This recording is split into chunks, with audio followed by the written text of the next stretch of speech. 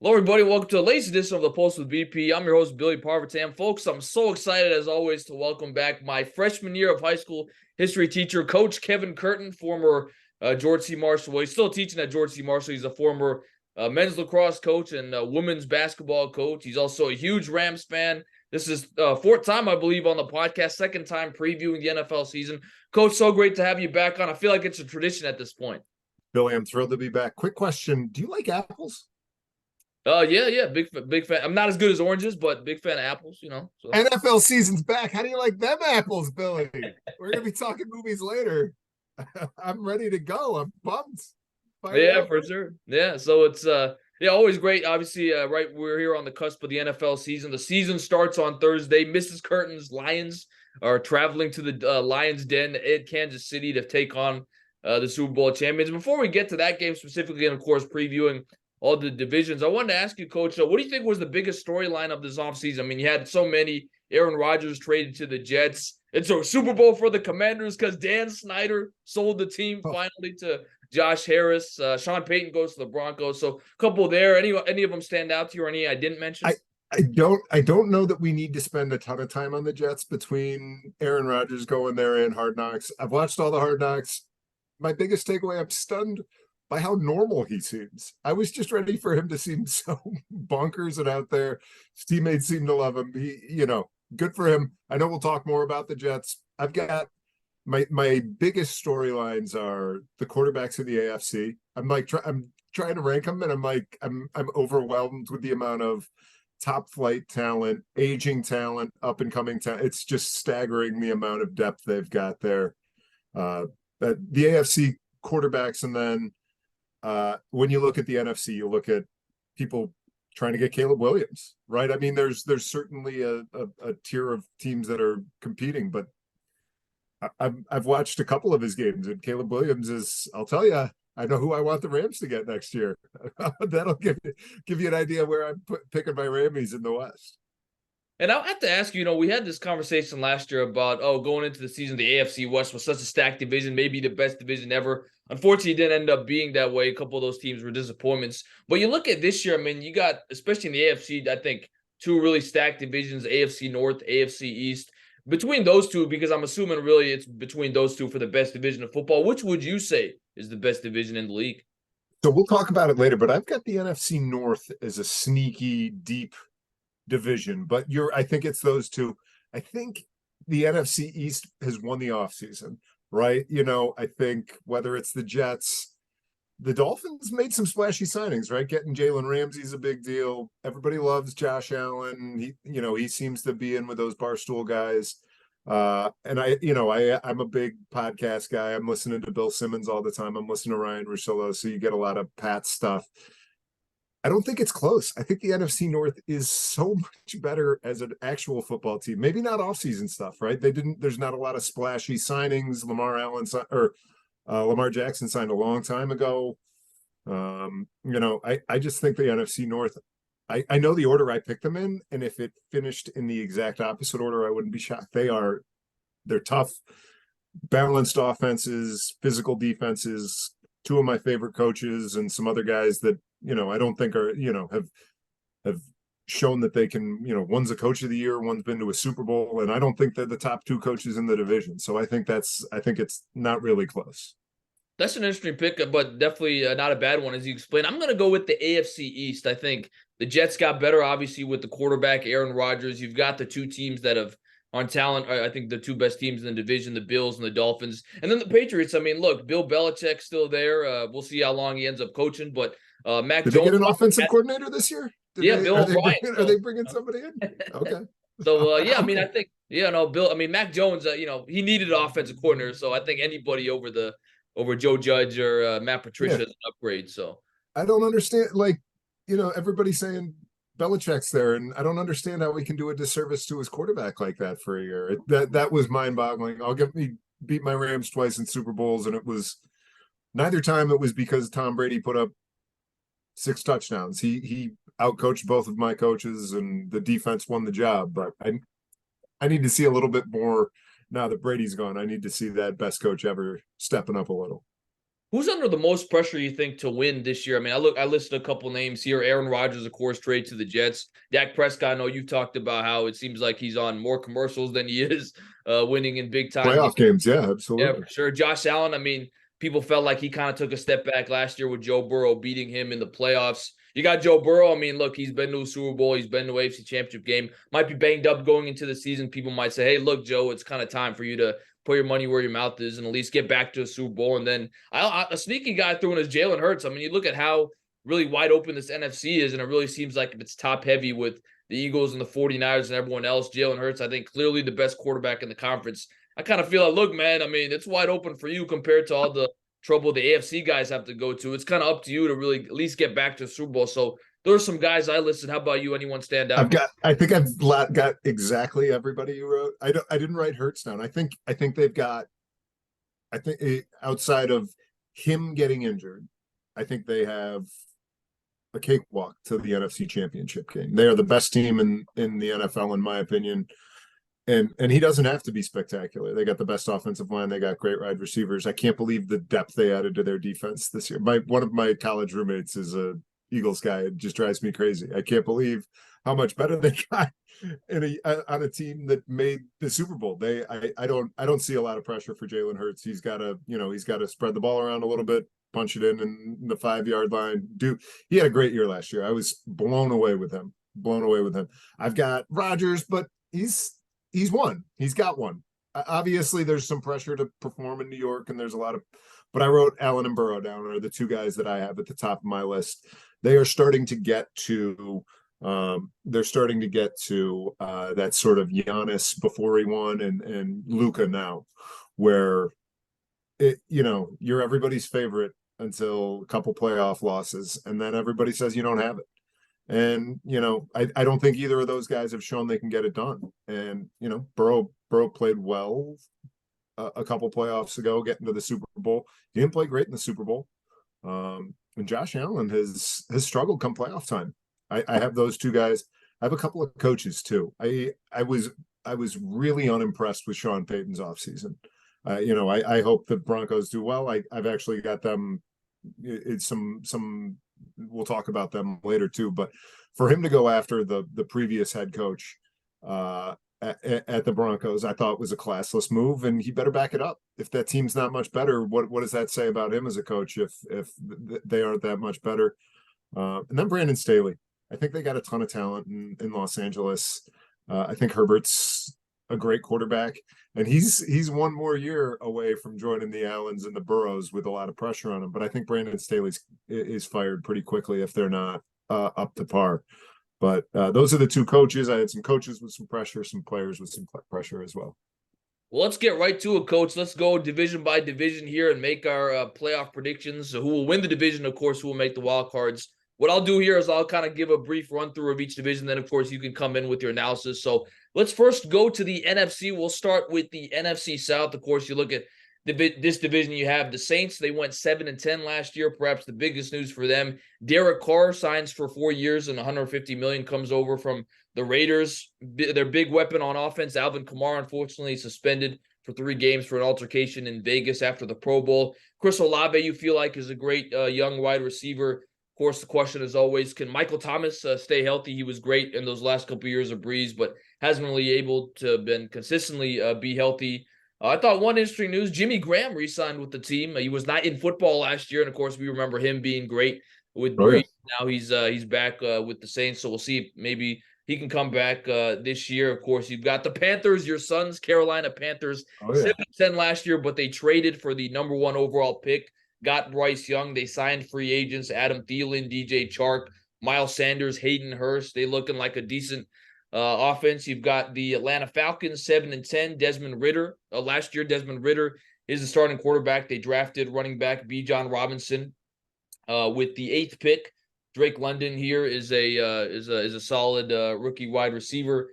And of course, you've got Kyle Pitts here with he's a solid tight end. We'll see if he can take another step moving forward. And then the Bucs, they didn't have much written down for them. Of course, Tom Brady retired. They've got Baker Mayfield, Kyle Trask fighting for that starting quarterback position. Of course, Mike Evans is in some sort of contract standoff. They still got Chris Godwin. You feel like they still got some of the pieces, but without Brady, they even with Brady, they won that division at 8-9. So you've got to feel like they're going to take a step back. But look at the NFC South. What do you like about this division? I love the Falcons. I think that I don't I kind of we'll talk about the Titans later. I love the identity of the Titans, and Arthur Smith, their head coach, was the offensive coordinator with the Titans. I love that they run the ball.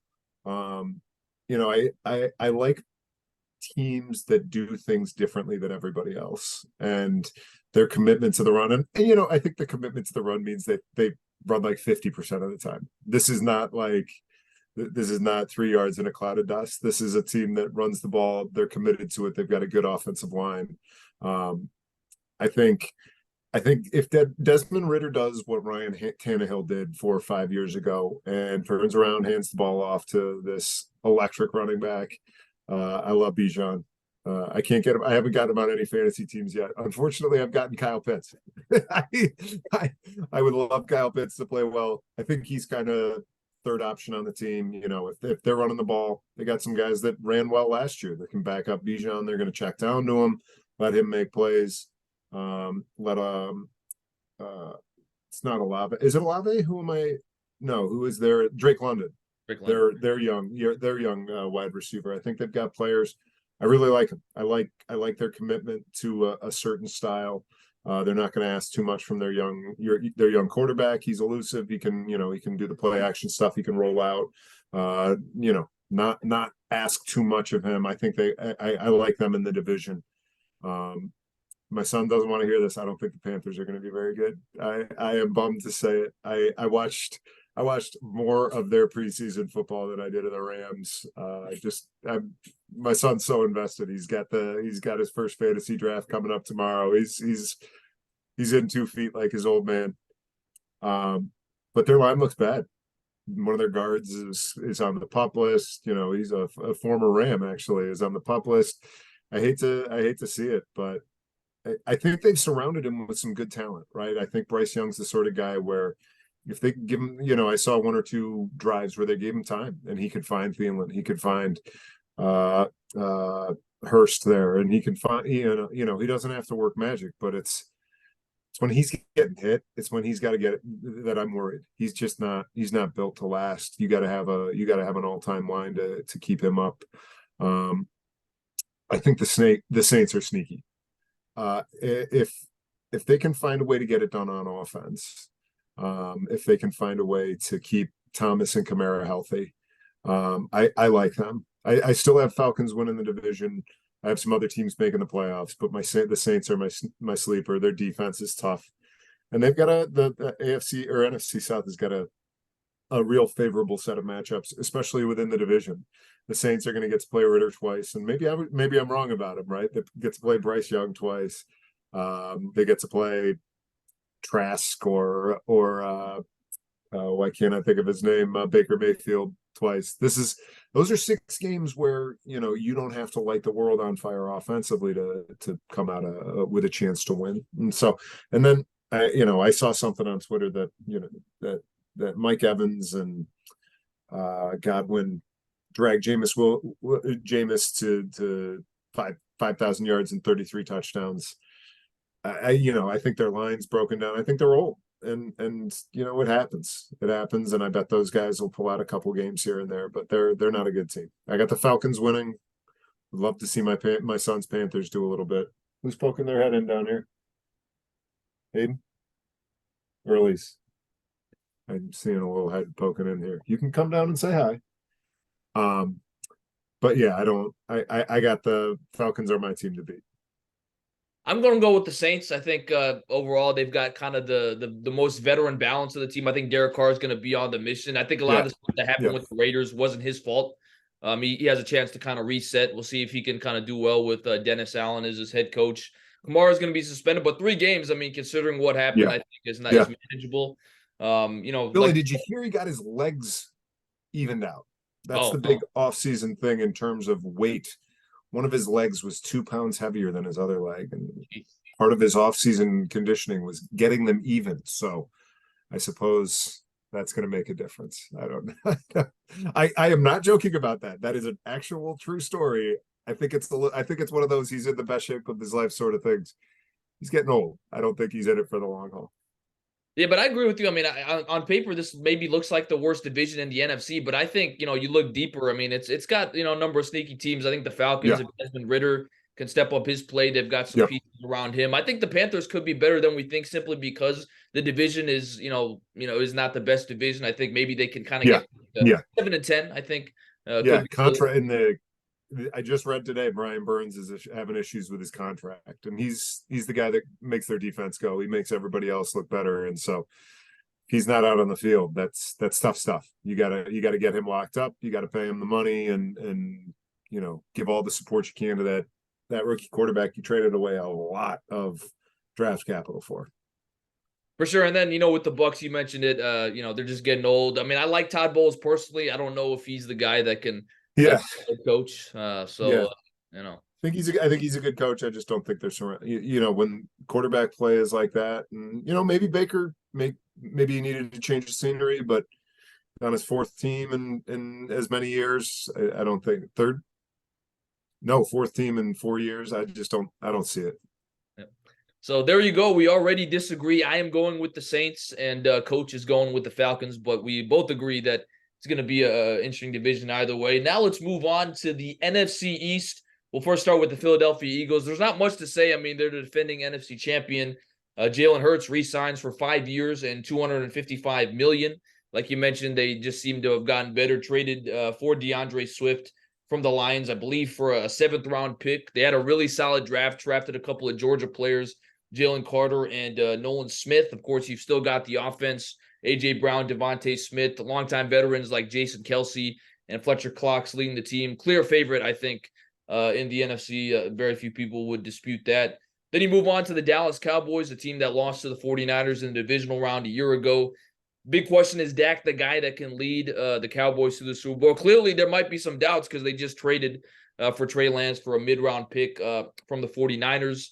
Offensively, they also acquired Brandon Cooks. He'll be a solid receiver to plug in there with CeeDee Lamb, Michael Gallup. Stephon Gilmore, you pair him with Trayvon Diggs. That's a couple of nice cornerbacks defensively. Tony Pollard, the clear number 1 running back after the team let go of Zeke Elliott. So we'll see. I mean, Jerry Jones, this is always a circus team, so we'll see if they can live up to expectations here, maybe get back to the playoffs. Of course, the Giants, they lost in the divisional round to the Eagles last year. Brian Daboll is proving himself, I think, to be one of the best young coaches in the game. Saquon Barkley finally signs the franchise tag after an extended standoff, but we all know he probably got lowballed here with that offer. And then, of course, can Daniel Jones continue to improve? Can he continue to kind of be the guy for the Giants? And then, of course, you move to the Commanders. I mean, already we won the Super Bowl. Dan Snyder sold the team. And then not only that, Eric Bieniemy comes in as the offensive coordinator. I think that's going to be a big move for Sam Howell. I mean, to have a guy who's won a couple of Super Bowls like Bieniemy in his back pocket. You've got the running back duo of Brian Robinson and Antonio Gibson, Scary Terry leading the way offensively. I think you've got a really great D-line, Daron Payne, Montez Sweat, and Jonathan Allen. So I think the Commanders could be sneakier than we think. But, of course, a lot of that will have to be how Sam Howell plays. So, again, you look at this NFC East, Coach, I think another interesting division right here. Yeah, I don't think we have much to say about the Eagles. They're the best team in the NFC, neck and neck with the Niners. They're balanced. They run it. They throw it. They got a good quarterback. They got a good coach. I think they are the clear-cut favorite. I think the Cowboys are good. I don't think they need Dak to be top 5 quarterback. I think if he settles in, 10, 12 range is that. I love Pollard. Like their wide receivers, their defense is scary. They got a good offensive line. Regular season, they don't need Dak to be spectacular, but I think that comes back and bites them in the playoffs. I don't think he is, I don't think he's the guy to lead them. If they stay balanced, then maybe the team is good enough. They got a ton of blue chip talent. They got a ton of players that are elite, right? Scattered everywhere, whether it's CeeDee Lamb, whether it's Smith on the offensive line, whether it's their defensive backfield. They got players everywhere. And so I don't know that they need him to be elite, but can he make the right plays in the playoffs. Because I think I see them making the playoffs, but he can't lose games for them. And then when it comes time in the playoffs, has he gained enough reps?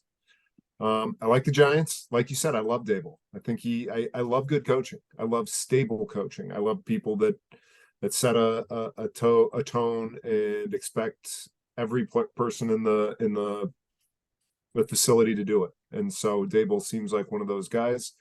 I think they could be an improved team. This is a sneaky team. I think Thibodeau is a guy who could sort of bubble up and maybe get some defensive player of the year attention. He's that good. He's that athletic. He's explosive. Would love to see him have a good year. Yeah, you're right. I think Daniel Jones is a little bit of a question mark. I think you sort of in the tiers of this division, right? Hurts you got at the top, and then I think the surrounding in Dallas is a little bit better than it is in New York, but both of those quarterbacks are sort of middling. And then, I'll be interested to see how. I don't really remember him too much from college, but by all accounts, he can run a little bit. I love having that in a quarterback. You extend plays a little bit.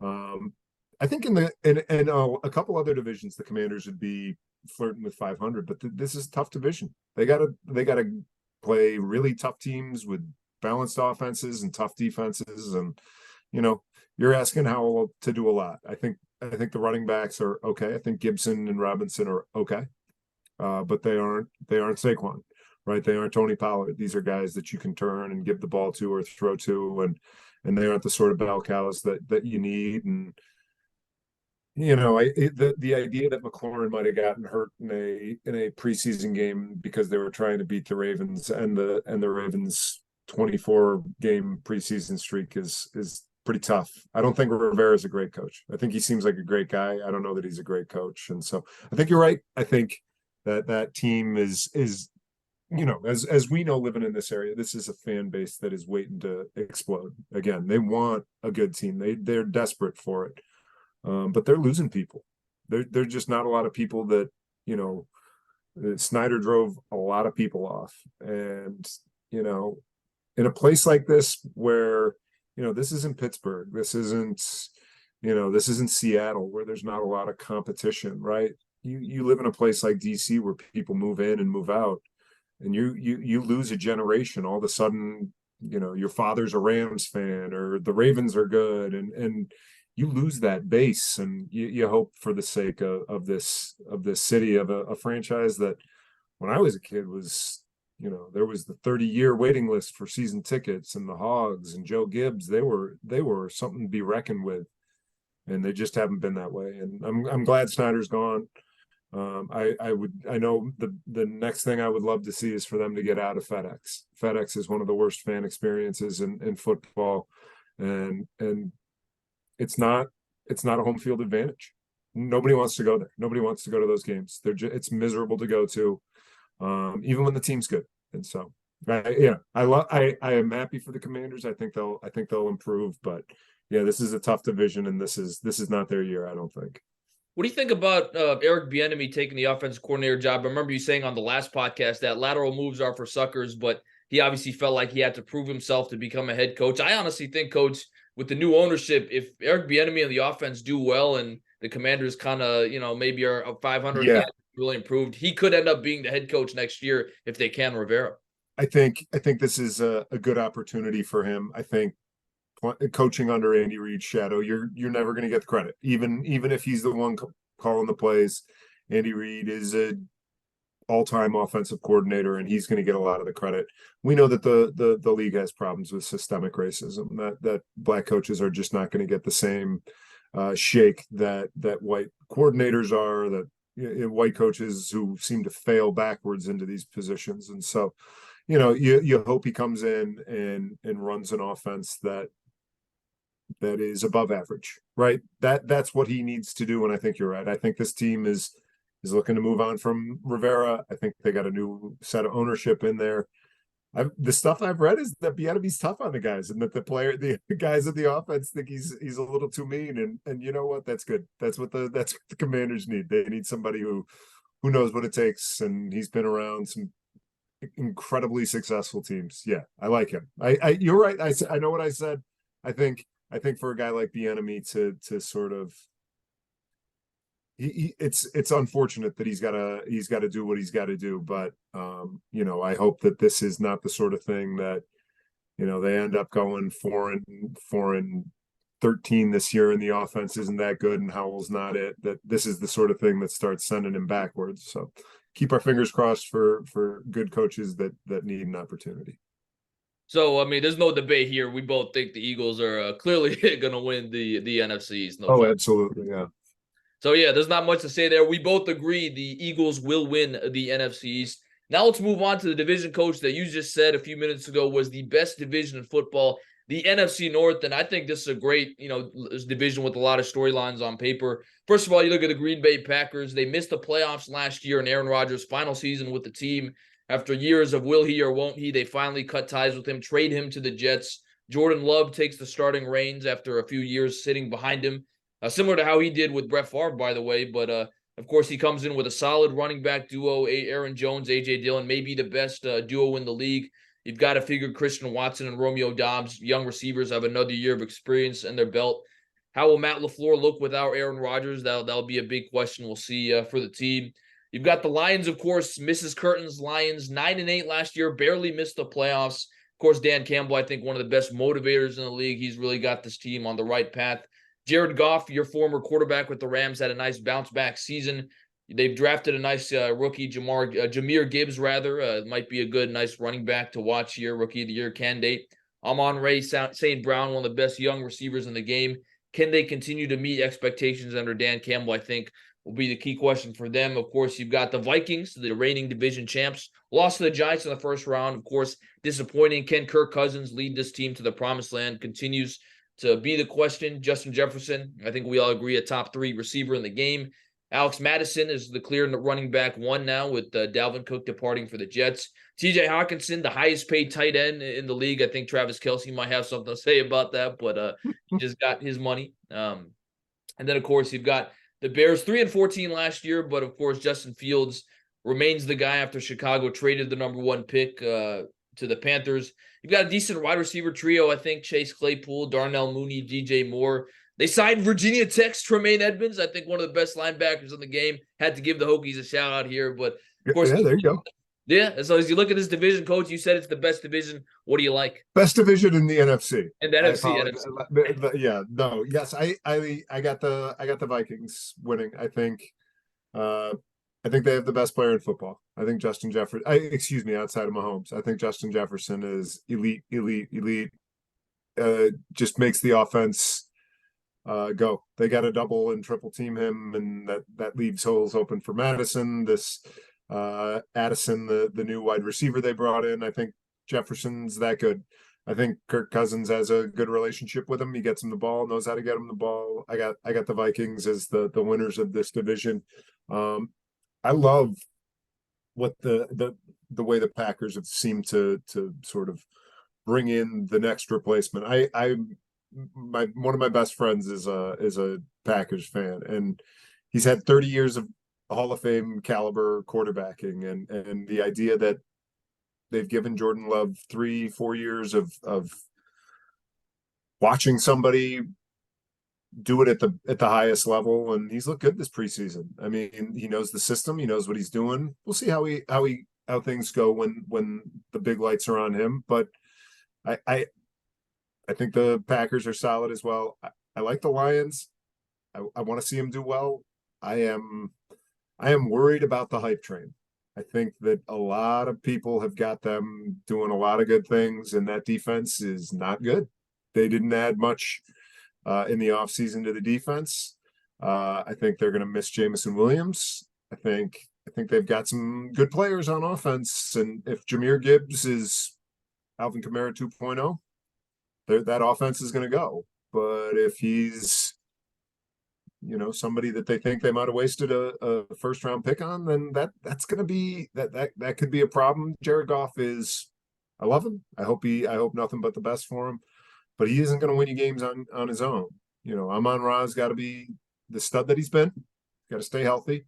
And if Gibbs is good, they should be good, but that offense has got to win them games. And I'm worried about, it seems like people are talking about them up uh with the 49ers and the Eagles, and I don't see it. I don't see it. And I think Campbell's a good motivator. I think you phrase that very well.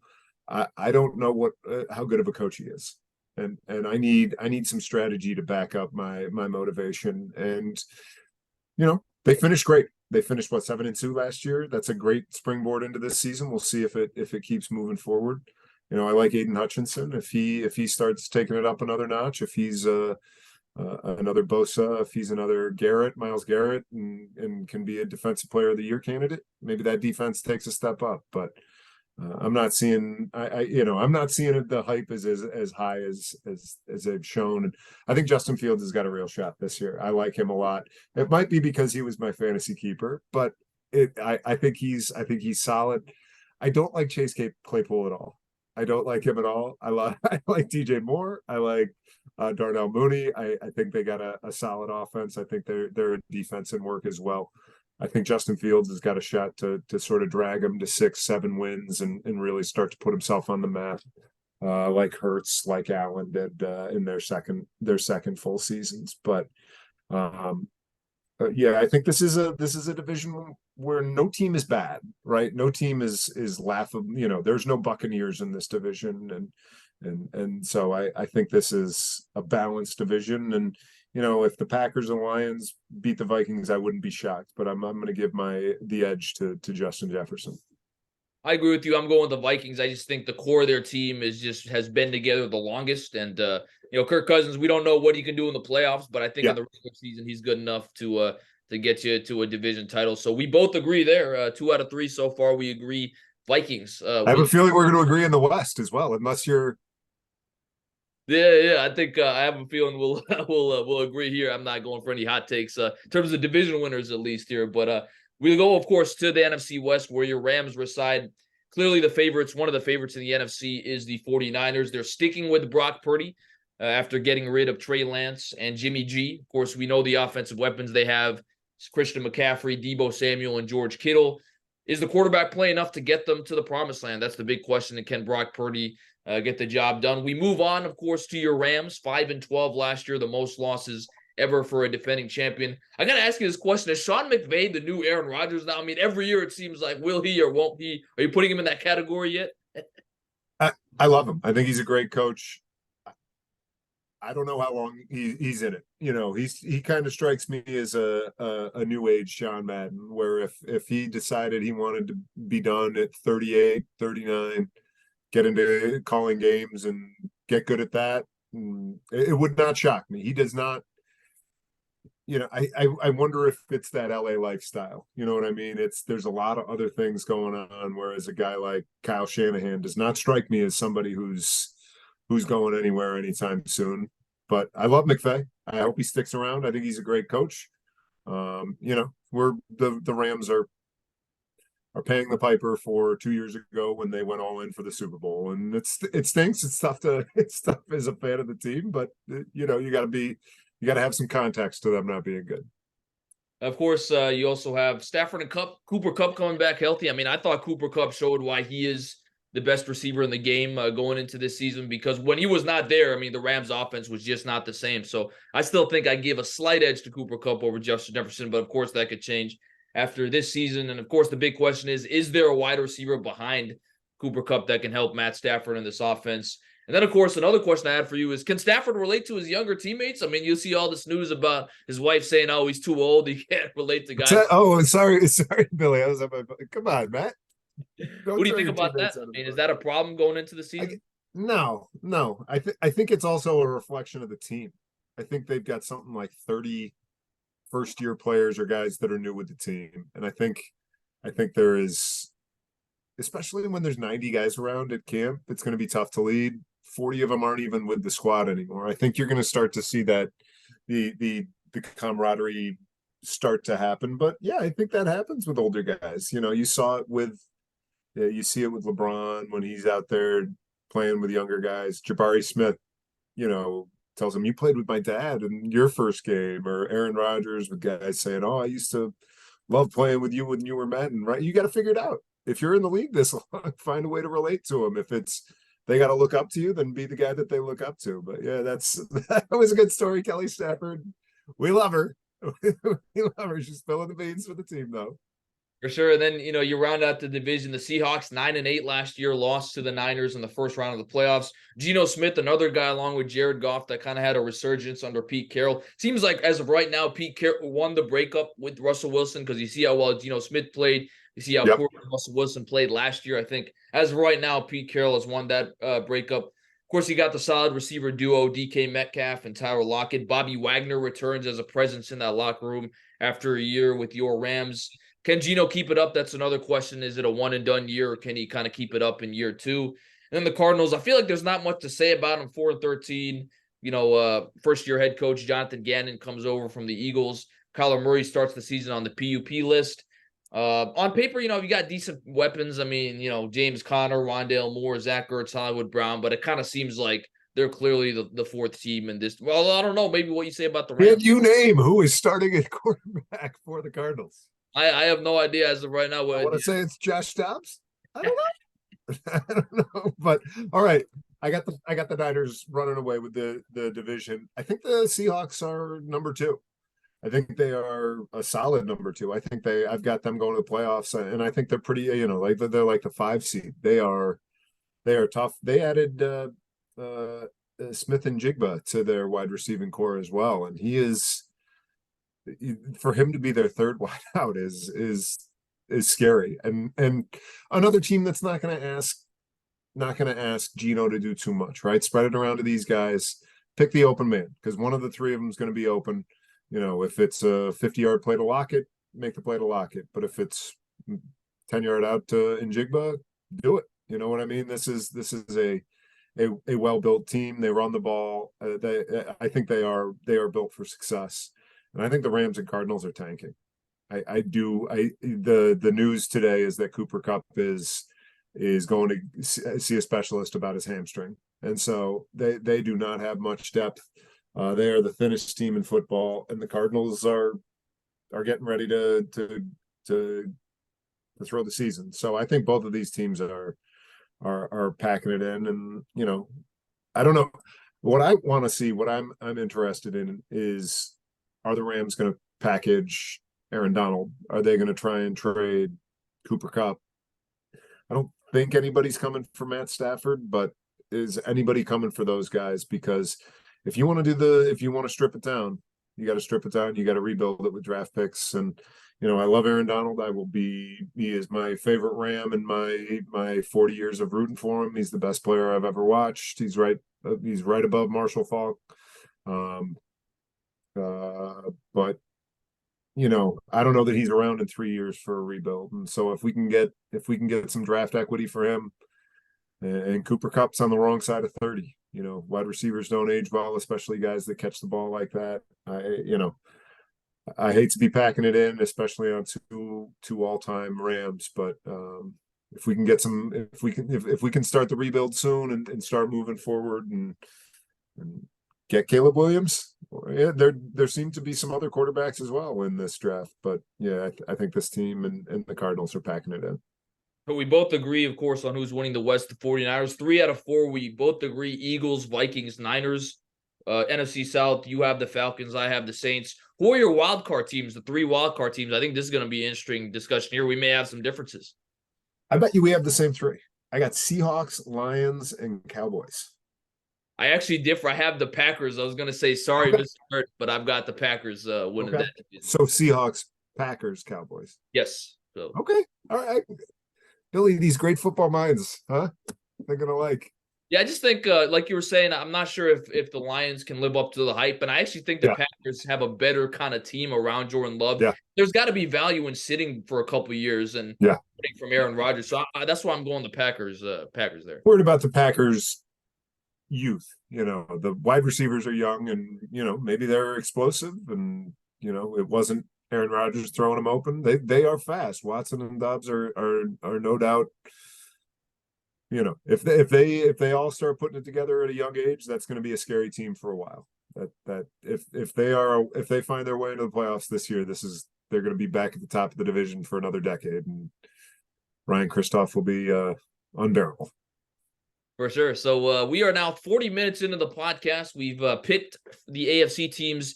Now let's move over to NFC teams, rather. Now let's move over to the AFC coach. We'll start with the AFC South. The Jacksonville Jaguars, 9-8 last year.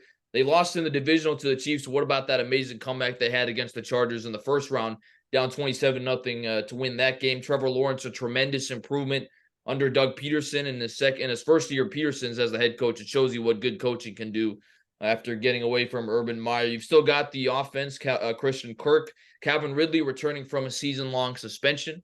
So we'll see how he does in his first year with Jacksonville. Of course, Travis Etienne and the backfield. The Texans drafted C.J. Stroud with the second pick and Will Anderson with the third pick. First-year head coach DeMeco Ryans. Can they kind of get out the ditch? It seems like they put some good young pieces around him, but you have a feeling this is going to be a multi-year rebuilding project. The Titans 7-10 last year, missed the playoffs for the first time since 2018. Is Ryan Tannehill the answer? Like so many other of these teams that are kind of on the edge, can their quarterback get them over the hump? That's the question with Ryan Tannehill. Maybe there's some controversy. They drafted Will Levis from Kentucky in the draft, so we'll see if maybe that there's something down the road this season. DeAndre Hopkins comes as a free agent, so that's a nice weapon to pair with Derrick Henry in the backfield. Still one of the best running backs in the game. And then, of course, you got the Colts. 4-12-1 last year. Anthony Richardson, the rookie starting quarterback out of Florida. Michael Pittman, I think, is a great young receiver. He's on my fantasy team, so I hope he can go off. They're still trying to find their footing past post Andrew Luck, post Peyton Manning. So we'll see if Richardson is the guy. Jonathan Taylor will miss the first 3 games because the team was unable to trade him. So that's a kind of a dark cloud over the team. But look at this AFC South. Who do you like in this division? The Titans. Love the Titans. It's coaching. It's Vrabel. It's the system, right? This is a team that goes out and knows what it's supposed to do. They rely on. I was wrong last year. I said I thought Henry was done. I was wrong about him. He was still the workhorse. He's a guy that becomes tougher to tackle in the third and fourth quarters.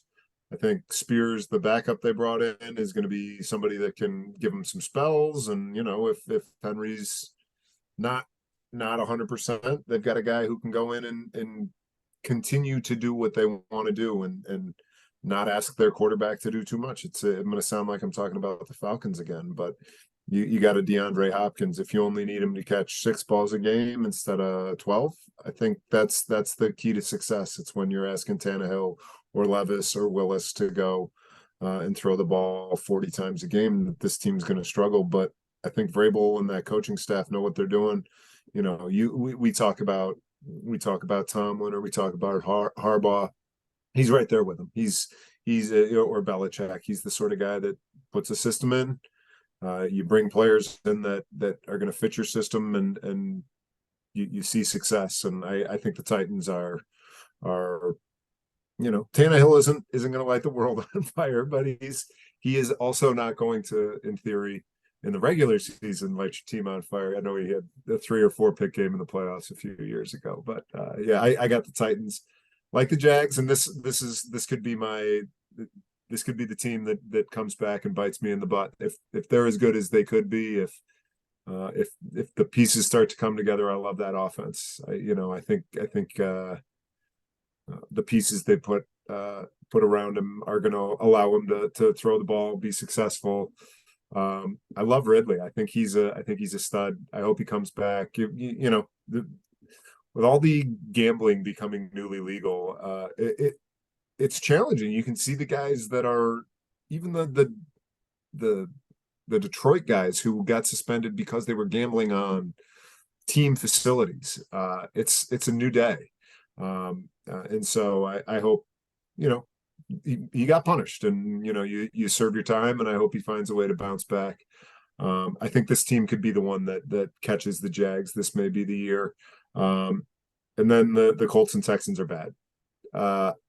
To give Anthony Richardson a quarterback who has accuracy issues, and you're going to be constantly asking him to make 3rd and 7, 3rd and 9, 2nd and 10 throws. It's just not a recipe for success. I think Jim Irsay is now my least favorite NFL owner now that what's his name is gone out of Washington here. Snyder's gone. I don't like him. I don't want to hear him talk. I think, he's a nepo baby. His family on the team before him. He's Or just the a Jerry Jones? yes. Yeah. Yeah. Jerry Jones earned, he bought the team. He earned like these guys who had the team turned over to him. It's just I don't care what you think. I want you to pay the players and Jonathan. I get that the running back is a position that is you know you can't pay him, and it's enough to say that. But to come out and demean your player and say that if you and I both died tomorrow, the NFL is going to go. We don't need to hear that from you. Go try and save Shamu. Keep it moving, Jim Irsay. We don't need to hear it from you. And to put your rookie quarterback that you picked early in this position is dumb. It's dumb. Give him Jonathan Taylor. Those 3rd and 3s are a whole lot easier to pick up if you're not putting too much on his shoulders, and they're putting too much on his shoulders. Man, I had forgotten that the Texans had not just drafted Stroud, but traded back up to the 3rd pick to get Will Anderson. And yeah, I mean, I don't like D'Amico Ryans because he was the 49ers old defensive coordinator. I got very little to think or say about the Texans. That is where we'll leave it. So there you go. Coach is going with the Titans. I'm going with the Jags. I just think with how stacked the AFC is, you need the great Yeah, quarterback play. And I think yeah, Trevor Lawrence will take a step yeah. into this season into kind of being in that class with the I can Herbert. see it. Yeah, I can see it. So there you go. Coach is going with Tennessee. I am going with Jacksonville for the AFC South. We move now to the AFC West. We'll start with the Chiefs. Not much to say about them. They are the defending Super Bowl champions. Patrick Mahomes, the best quarterback in the game. Travis Kelce, the best tight end in the game, but certainly underpaid compared to what you see as compadres making. They lost Frank Clark, though, in the offseason. Chris Jones seems to be kind of in a contract standoff. Also lost veteran Juju Smith-Schuster, but we still think for the most part they'll be the favorite in that division. The Chargers 10-7 last year, of course, blew a 27-0 lead in the playoffs against the Jags. Very inexcusable. Brandon Staley was retained, though. We'll see if he's the right man for the job moving forward. Justin Herbert signs a 5-year, $262.5 million extension. We know they've still got the offensive weapons, Austin Eckler, Keenan Allen, and Mike Williams. So we'll see how they fare this season. You've got the Broncos. Sean Payton, of course, is a new head coach. A lot of hype around him because, Denver traded a 2023 first round and 2024 second round pick for him. You don't often see that with coaches. It was 5-12 last year in Russell Wilson's first year. Can Payton fix him? That's the question, especially in a stacked AFC. And then you've got the Raiders 6-11 last year. They let go of Derek Carr inside Jimmy G. I mean, we'll see how much that does. That's kind of the reaction to that. Can Josh McDaniels be the right fit? He's clearly bringing in his guy from New England to be his quarterback. They've still got the weapons and, Devontae Adams, Josh Jacobs, Hunter Renfrow. But I think, again, when you look at this division, they're probably, at the bottom with the Broncos. So what do you think about the AFC West, Coach? Very little to say about the Chiefs other than that they are excellent, and Patrick Mahomes is as talented a quarterback as I've ever watched in my life, and Travis Kelce is the best tight end I've ever watched. And so when you put those two together, you can rely on the Sky Moores of the world to play wide receiver for you. You can have the Clyde Edwards-Hilairs of the world be your running back. Until those two aren't successful, until Andy Reid doesn't find a way to scheme guys open, they're the clear favorites. Chargers, I'm interested. I like Herbert a lot. And then you named off all those skill players. And Eckler's getting old. And Allen's getting old. And Mike Williams can never stay healthy. I like that they brought in a new offensive coordinator. They're going to throw the ball down the field a little bit more. Justin Herbert is a year away from being the most overhyped Twitter player I've ever seen. Every time I go on Twitter, I'm being told that he has the best arm ever and that he is a quarterback beyond compare. And there are times I see him live up to it. There are plenty of times I don't. And so I would love for him to step up. He's a year away from being my player with the most pressure. And the Raiders, I think they've got some talent. I don't think Jimmy G's the answer. he is an even worse quarterback than Derek Carr. I think Derek Carr just is a more talented player. I think Jimmy G's the sort of guy you bring in to not lose games. And he's going to be throwing the ball over. Devontae Adams had plenty. Guys are going to be going back the other direction, scoring 6. Love Josh Jacobs, but he just carried. I think he had like 500 touches last year. It's a lot. He's going to hopefully he has a good bounce back or another year, but that's rough. Broncos are my sleeper. I already told you Sean Payton has a little bit of backing up to do. Here is my prediction is that Russell Wilson doesn't finish the year as their starting quarterback, and not because of an injury. I think they bring in Trevor Siemian, their backup, to finish the year out, and he might be the better option at this point. I think Russ had a horrifying year last year. It was tough to watch. It really was tough to watch. I think he's done, and I think you're right. Carroll won the trade-off there, and I think you need to have a guy like Sean Payton to come in and make a change that big, especially after all the draft capital they gave up. But if they're not getting it done, you got guys like just Jerry Jeudy who can get open, and if Russ isn't getting him the ball, I think Sean Payton can scheme guys open, and Jerry Judy's the sort of guy you can see all of a sudden pop for 120 catches in a year because their scheme works. Michael Thomas got a lot of balls. Can Jerry Jeudy get a lot of balls? Well, it depends on the quarterback getting it to him. And so, I think the Broncos could make a push if they get rid of Russ. That's my bold prediction for the day. But clearly, no prediction. I mean, rather no disagreement. We are picking the Chiefs. Yeah, Chiefs. With the AFC West. There's not much else to say there. So both going Kansas City there. Let's now move on, Coach, to I think the 2 best divisions in football. We'll start with the AFC North. The Baltimore Ravens, 10-7 last year, lost to the Bengals in the first round of the playoffs. My guy Lamar Jackson finally re-signed after months of a standoff. 5 Give years. him the bag. Give him the bag, please. That's right. It's about time. Thank you. Yeah, 5 years, $260 million. They've really upgraded offensively. Nelson Aguilar, Odell Beckham Jr., who could have been the Super Bowl MVP had he not gotten hurt. Yeah. Yep. With the Rams. Pair Jadeveon Clowney with Roquan Smith defensively. That's a nice piece you add. They drafted Zay Flowers. Haven't won the division, though, since 2019, so it's this year that they bounce back and get a home playoff game. You look, of course, next at the Bengals, 12-4 last year, going for their 3rd straight AFC North title. Of course, they lost in the AFC Championship game to the Chiefs. Joe Burrow injured in OTAs, but they're saying he's going to play week 1, so we'll see if that injury bothers him early on in the season. Of course, you've got the offensive weapons. Jamar Chase, I think, another top 3 receiver in the game. T. Higgins, Joe Mixon, Tyler Boyd. So you'll know they'll be in the mix. You look at the Steelers, 9-8 last year, still have not had a losing season under Mike Tomlin. I think that shows you why he's a Hall of Famer, one of the best coaches in the game. Kenny Pickett's first full season as the starter, I think, in a division where he's probably the 4th quarter, based on at least resumes, the 4th quarterback in that division. Can he utilize offensive weapons like George Pickens, Deontay Johnson, Pat Freiermuth, and Najee Harris to really lead the team here with a push? Of course, you got the defensive stars, Minkah Fitzpatrick, one of your favorite guys, TJ Watt. But I know you talk about how he is not as good as Aaron Donald, and then he's not. Yeah, that's right. He whines better than Aaron Donald. I will give him that. He is a better whiner than Aaron Donald. Then, of course, you got the Cleveland Browns, who I think could be really interesting. Of course, 7-10 last year.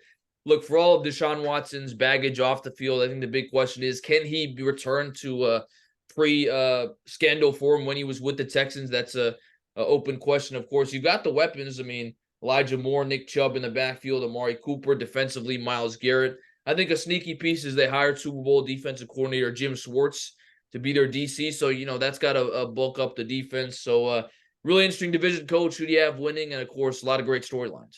This is my favorite division to talk about. They are top to bottom, talented. I was saying earlier, I'm going to pick these 4, and if they flip and go in the other direction, I wouldn't be shocked at all. I got the Bengals.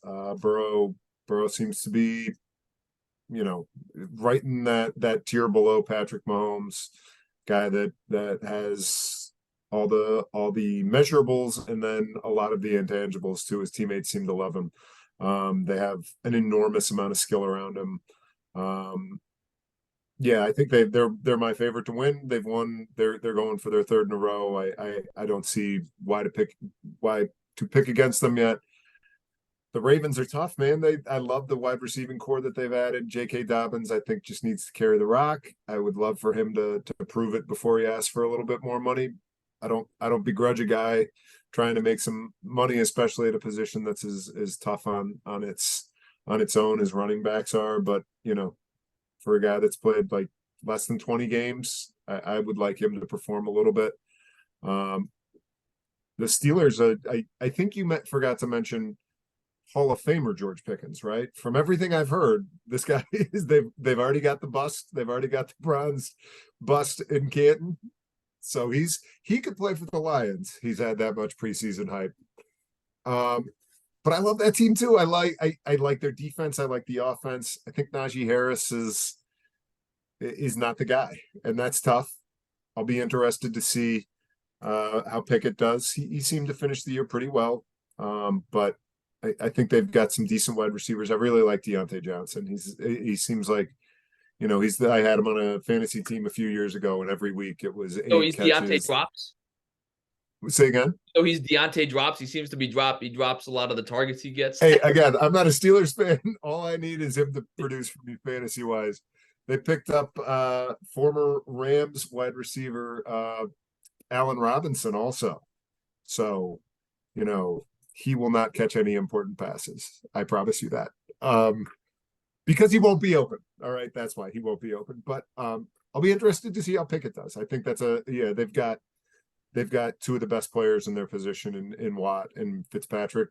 I think they're a great team, and Tomlin is one of the guys that gets that deserves all the credit he gets. And like you said, the Browns are. I don't like talking about Watson, but this is the position they've put us in. They have surrounded him with talent. My God, I like Njoku too. I think he is a fantastic tight end, especially with a guy like Cooper, who is as well-rounded a wide receiver as we've got, and Nick Chubb. Just it feels like you give that guy the ball and he's going to get 8 yards, and if you're lucky, he gets 8 yards. Otherwise, he's going, and he's a special. He's the sort of running back I grew up watching. Right, he's the Emmitt Smiths of the world, where you got to tackle him, and if not, he's going. He's got a nose for the end zone. He doesn't catch the ball well. I think that could be the one big takeaway. But in a maybe 20 years ago, he's the MVP of the NFL. He's that good of a running back. But yeah, I got the Chiefs, or excuse me, I've got the Bengals. But any of these teams win the division, I wouldn't be shocked. I think Lamar is electric. I love him. I want him to stay healthy. I want him to, he's already earned the contract. I want him to play to the contract. I love Zay Flowers. Yeah, this is a fun division. This is the black and blue division of football. You love them. I love how much everybody hates each other. This is the part of the country where football means is about as much as it does anywhere. I know the American South is college football, and you don't get that much intensity between the Falcons and the Panthers. But man, the amount of hate. I was with some friends this weekend, and my buddy's wife is a Steelers fan, and my daughter has chosen the Ravens as her team. And my wife's friend was asking her about who her team is, and my daughter said the Ravens, and this woman just about fell out of her chair. I love the intensity of this division. I'm gonna go with the Ravens. I think Lamar Jackson. I had no doubt you would, Billy. I knew you were going for the Ravens. I just think Lamar, and we'll get to this later when we talk about our MVP picks. I think he's a man on the mission. He finally got his bag. Yep. He's willing to. He wants to go out there and prove that he's worth the money. He's got the offensive weapons. I think Lamar Jackson will lead the Ravens to the division title, especially if Joe Burrow is banged up potentially. Yeah. So there you go. Coach going with the Bengals. I'm going with the Ravens. In the North, we move to the AFC East. We'll start first with the New York Jets. I believe your brother's a Jets fan, right? If I have that correct. Brother and best friend. My best friends are Packers and Jets fans, so they were not talking for a little while after the trade, but they've since resumed. Yeah, of course. The Jets 7-10 a year ago, but they traded for Aaron Rodgers in the offseason. Second Green Bay quarterback they traded for, because remember they traded for Brett Favre. Oh, I remember. They signed Dalvin Cook to a 1-year deal August 15th, so that's a nice backup, or rather a complimentary running back to pair with the offensive rookie of the year or rather Breece Hall. But I was going to say that, of course, we do know the Jets have the reigning offensive and defensive rookies of the year, which I think is just amazing. Garrett Wilson, and Sauce Gardner. They signed veterans like Randall Cobb and Allen Lazard. Didn't do much with the Packers and Rodgers, so I don't know how much they're going to do with the Jets, but we'll see what happens with that. Of course, you've got the Bills. You're from upstate New York. You know, you've got a lot of friends that are Bills fans. 13-3 last year, lost to the Bengals in the divisional. Potent offense as usual. Big game. Gabe Davis, Stephon Diggs, Dawson Knox, Dalton Kincaid. But the big question is, can they get a solid running game behind Josh Allen? We'll see if that's the case this year with Sean McDermott as the head coach. The Dolphins 9-8 last year, lost to the Bills in the first round. The longest drought, I was reading this, in the AFC at 22 years without a playoff win, which I think is insane. But they acquired Jalen Ramsey from the Rams in the offseason. The health of Tua is the biggest question with this team, because we know they've got the best receiving duo in the game, Tyreek Hill and Jalen Waddle. So if he can stay healthy, I mean, this is as potent of an offense as there is in the National Football League. And then the Patriots, 8-9 last year. I think, again, Bill Belichick, because of his personality, because of how things have gone post Tom Brady, probably gets a little bit of hate. But, you look at the years they've been without Brady, they barely missed the playoffs. I mean, a couple of games go their way. They're right in there. And then they also made the playoffs 2 years ago. Mac Jones, can he continue to improve? They got him a offensive coordinator with Bill O'Brien, as we talked about earlier in the podcast. They signed Ezekiel Elliott to pair with Ramondre Stevenson. We'll see if he can have a resurgence. You've got some veterans like Juju Smith-Schuster, Mike Gesicki, Bill Belichick on the hot seat. I mean, it's crazy to say that, given that he's won 6 Super Bowls, but I mean, you can't coach forever, it seems like these days. So what do you think about this division? Hot seat is kind of like Jim Boeheim was on the hot seat last year, right? Where they're not going to fire you, but they're going to say, it's time to go, my friend. This reminds me an awful lot of the NFC North, where a lot of talent, a lot of good teams, I think this is going to be a tough one to pick, but I'm gonna go with the best player in the division. I think that's Josh Allen. I got the Bills winning. I just think he's great. I don't like watching him. I don't like the Bills. I was blown away. I was up in Syracuse this past weekend. Went to a Cuse game.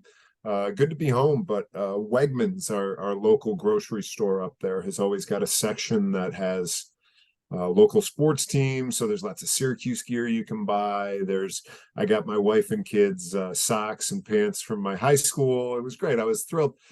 And I was looking through, it's all Bills stuff. They don't have any Giants stuff. They don't have any Jet stuff. The Bills were always the most popular team, but there were always plenty of Giants fans when I was growing up. There's nothing. They are the most popular team in Central New York, 2.5 hours away. I'm thrilled. I'm thrilled that they are still. I remember 10 years ago, there was a chance they were leaving. I love it. I'm thrilled that they're doing well. I also love to see them lose in the playoffs. I have lots of really close friends who are Bills fans, and they talk a lot of trash, and I like that they don't get the job done. But I still have them winning the division. Dolphins, you said it, right? It's Tua. If he's healthy, this is a tough team. They are explosive offensively. I like, is it Mike McDonald? Is that his name? Am I getting their head coach? McDaniel. He's good. I like him. I'll be interested to see how he's quirky. He's got his own thing, but his players seem to love him. See if he can stick around, if that's the sort of thing that players get fed up with. I remember when Jim Harbaugh was at the 49ers,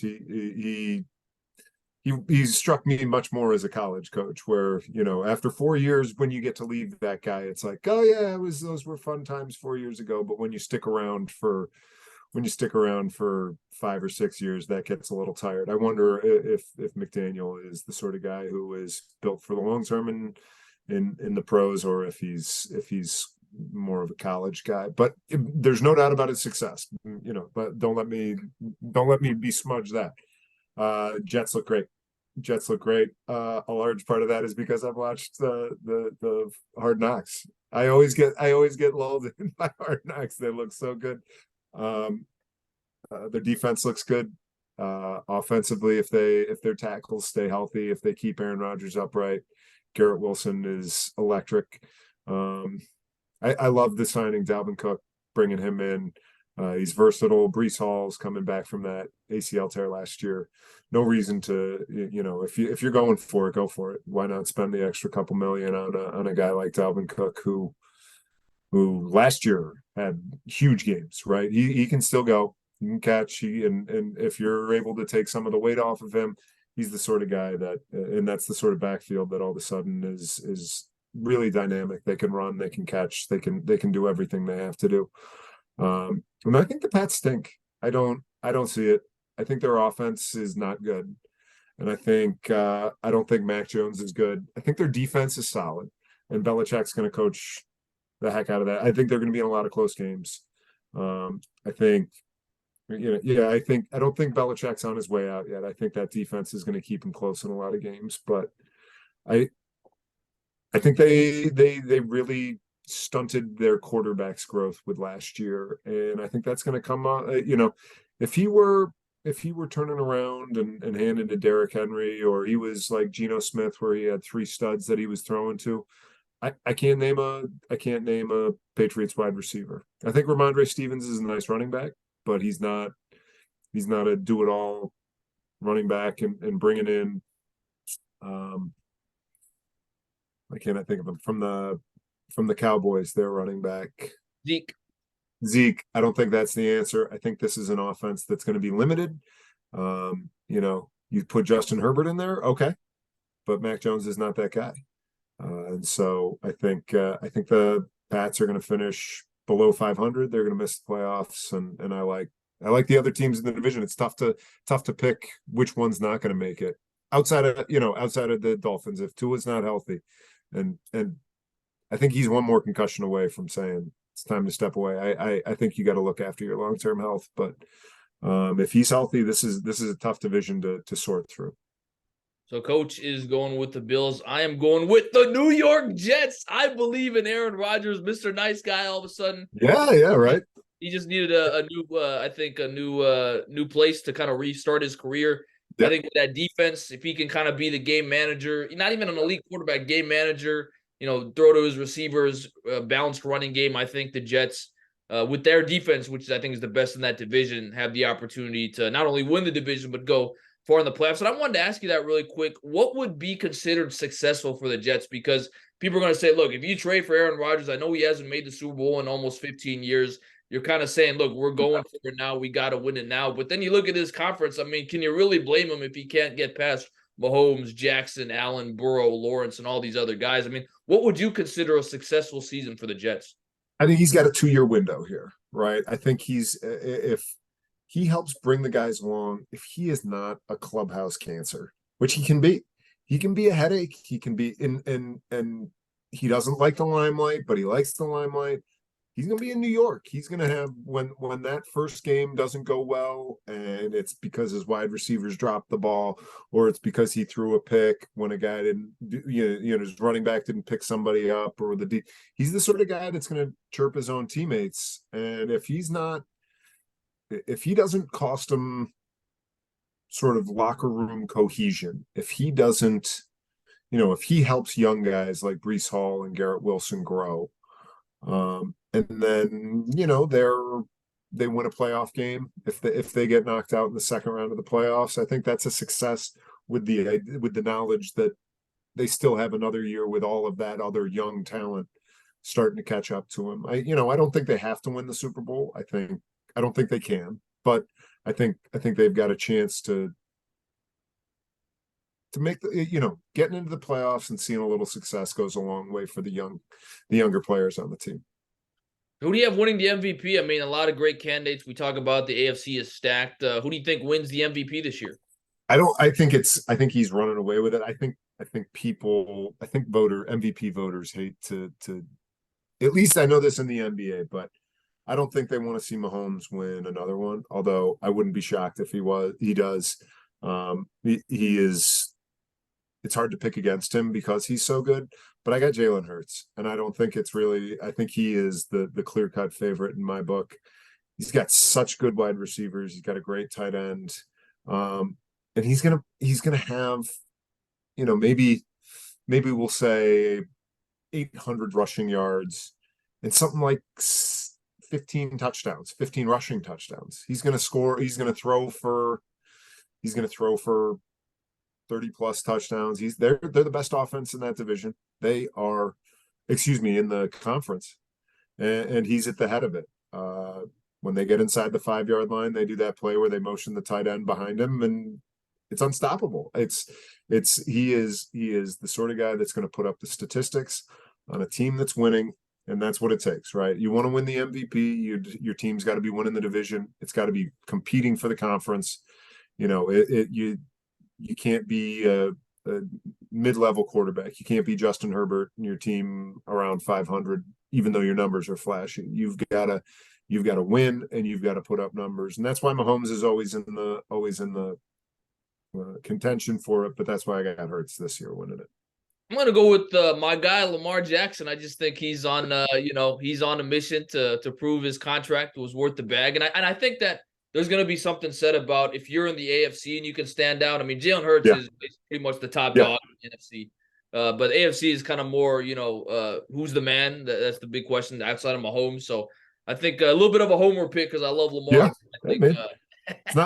It's not like I'm picking Matt Stafford, right? But I think Lamar Jackson's the sort of guy where they keep him healthy, and they finally give him some guys to throw to, right? The running's always been there. He's gonna get his yards if he stays healthy there. I want to see him throw it. I want to see him throw it downfield. I think teams love to pack the box against him. They know the Ravens traditionally have run the ball. Got a guy like Zay Flowers.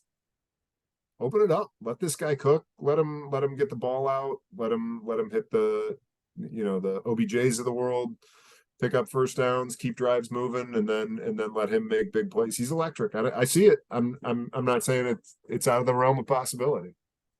And then I forgot to ask you, who do you have in the wild card in the AFC? Who are your three teams? I got Jets, Ravens, and Steelers. Okay, Three so teams from we the actually north. yeah, we actually disagree here. But it's kind of the same team. So I've got the Bengals making the playoffs, which you had them winning the division, as well as the Bills making the playoffs, and I'm going with the Dolphins. I think Okay. it came down for me between the Dolphins and the Chargers, and I was like, I'm gonna trust Tua's health a little bit more than I trust Brandon Staley's coaching. And then I mean, you can make an argument Tyreek is maybe number one in terms of receivers. So I think if Tua can stay healthy, I've got the Dolphins making the playoffs. They're going to get Ramsey back about halfway through the year too, and he's great. We'll miss him. He's a tone setter. He's a cover guy, but he does so much more. He comes up and stops the run. He's the sort of guy that makes everybody's job on your defense easier. And if you compare that with guys like Tyreek Hill and Jalen Waddle, they're explosive on that side of the ball, and he's a playmaker on the defensive side of the ball. You want him back as quickly as possible. So actually, for the record, we only ended up agreeing on the Chiefs winning the AFC West. Yeah, AFC was a little bit more, yeah. Yeah, but we have a lot of the same team, so it's a matter of Yep. if injury happens or something, it could totally change the thing. So there you go. So I wanted to go now to who do you have in the NFC Championship game and who advances to the Super Bowl? NFC Championship game. I think it's Niners. I think it's a repeat. Niners, Eagles, and this year I got the Niners. I think even if Purdy goes down, I think Darnold is the sort of guy that they're going to put in, and Shanahan is a genius. I hate to admit it. His ability to put quarterbacks into positions that allow him to be successful with talent around him, right? A second wide receiver like Ayuk, Kittle, McCaffrey. It's scary. It's scary. You don't need to be out of this world. And their quarterbacks shouldn't be as good as they are, and they are. And defensively, I hate Robert Saleh. I don't like DeMeco Ryans, and I'm beginning to realize it probably wasn't those two. It was the Frank Warners of the world. It was the Boses of the world. They've got two of the best defenders on the planet on their team, and I don't like either of them. And I'm going to go ahead and put just a heavy stink on them and say they're going to go to the Super Bowl this year. I got the Niners in the Super Bowl. I also have a repeat. I think it's hard to pick against these two teams, Yeah, Eagles, Niners. I will stick with the Eagles winning this time around. I just think the quarterback play is going to be really yeah. superior. I mean, I know the Niners had a situation where they didn't really have a quarterback for the fourth quarter of that game, but I just think even if they did, Jalen Hurts compared to Brock Purdy or whoever they plug in there, I think is going to be too much of an obstacle to overcome. So I've got the Eagles heading back to the Super Bowl. And then we move to the AFC. I think this is going to be really interesting. Who do you have in the AFC Championship game, and who advances to the Super Bowl? I got Chiefs, and I've got the Jets. Wow. So I've got the Chiefs winning, and I've got the Chiefs winning another Super Bowl. I would, if I were a betting man, I'd put it on there, and I think they got the best chance. When you've got the best player in the NFL, you go back throughout history when whether it was Tom Brady, whether it was Troy Aikman for a while, whether it was Joe Montana, Terry Bradshaw, you got the best quarterback or one of the best quarterbacks. Don't bet against them. And so Patrick Mahomes, he's gonna get tip of the cap to me, and until I'm proven otherwise, he's the man. So you're saying the Chiefs are going to repeat for the first time in like 20 plus years? I am. Yeah. I All think right. yeah, it's Mahomes. It's Mahomes. So Who you got? Coach has got the Chiefs or Niners. We actually agree on one half of the teams. I got the Jets in the AFC Championship game, and I have them beating the Ravens. I think these are That's the in two the teams. Super Bowl. Yeah. Yes. All I think right. these are the two teams, coach, where I think, if they're unique enough to beat the Chiefs, I think, you got the running game with Lamar. I mean, he's so dynamic, he can really affect the outcourse of Yep. the game. I think the Yep. Jets, they've got the defense, they've got the running game. They can kind of minimize possessions that the Chiefs have. So that's why I'm like, if you're going to pick two teams that are not going to that are going to make the AFC title game, they're not the Chiefs. I think these are the two, the Jets and the Ravens. I've got the Jets beating the Ravens, and Jets and Eagles. I'm going with the New York Jets. Aaron Rodgers in his first year. Is that Joe Namath running off the field or Yeah, Billy Joe Funky? Namath's gonna be happy that they've got a winner since Super Bowl III. It might be a little bit of a hot take, but I Love it. just Love believe it. Brady won it in his first year with the Bucs. Stafford won it in his first year with the Rams. Who's not to say Aaron Rodgers couldn't do it with that defense behind him? He's Absolutely. going to elevate Yeah, the play of his offense. I am going to the New York Jets to hoist the Lombardi Trophy this year. yeah. Fantastic.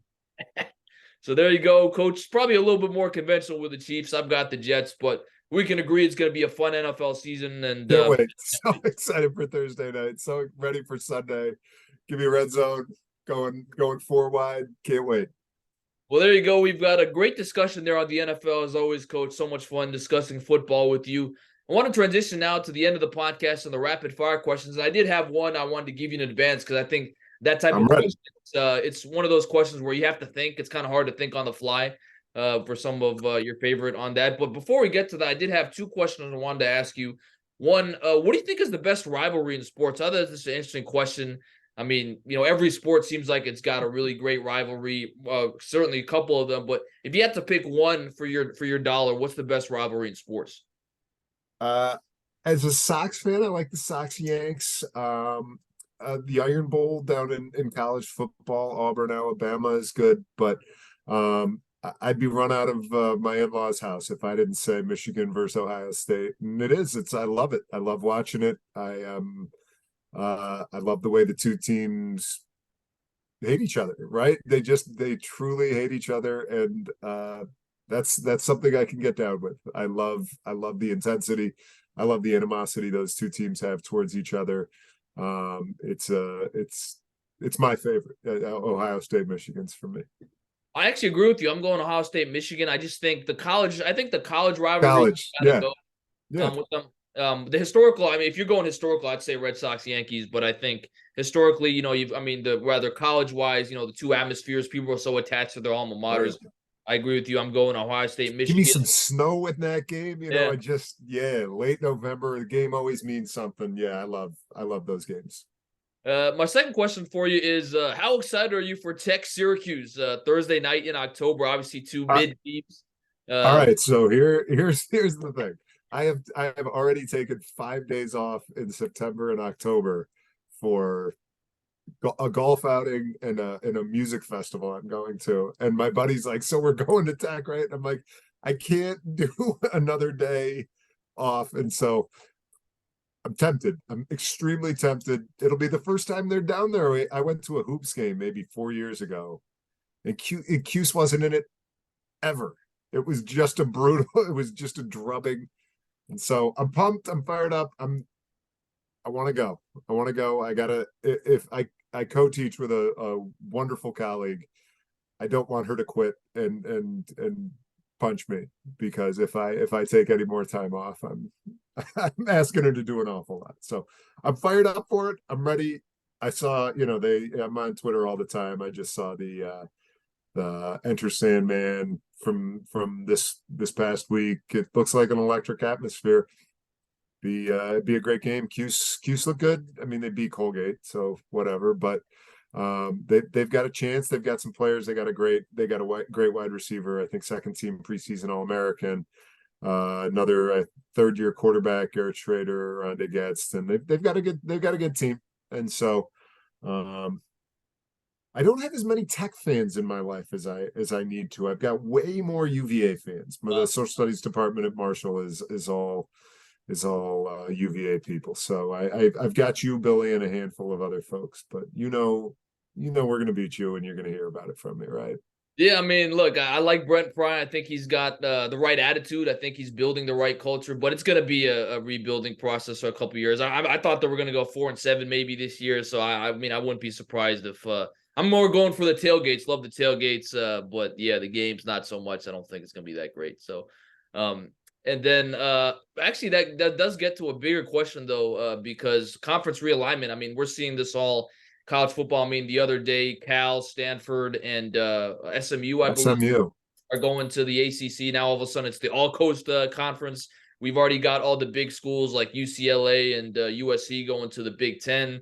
A couple of years ago, they announced Texas, Oklahoma going to the SEC. There's been a lot of Yeah. talk.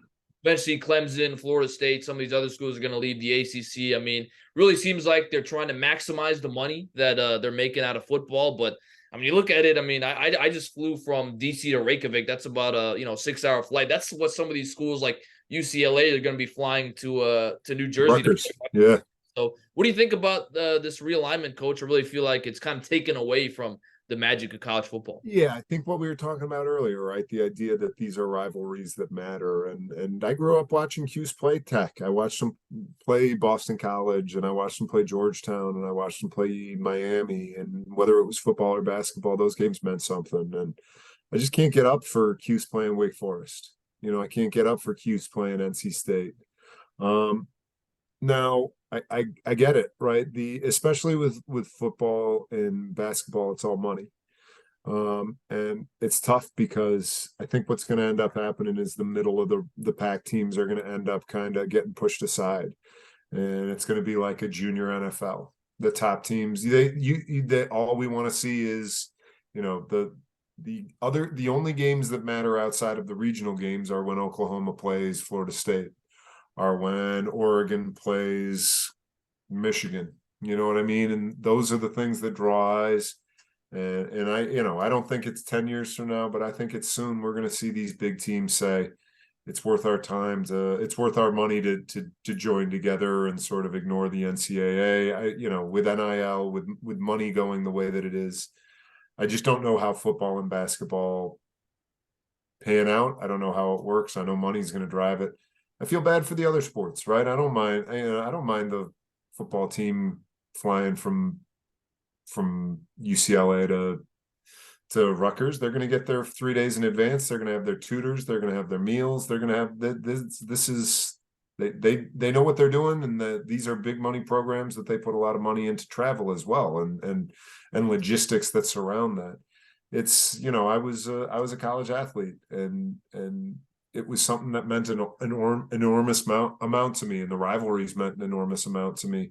But we were driving 45 minutes, you're driving 2 hours, and to ask these athletes who are playing non-money making sports to try and be college athletes, they aren't getting tutors with them, right? They aren't getting the support that some of these other programs are, to ask the Stanfords of the world to come and play at University of Miami is staggering, right? Like these are you're going to Stanford to play soccer, and maybe you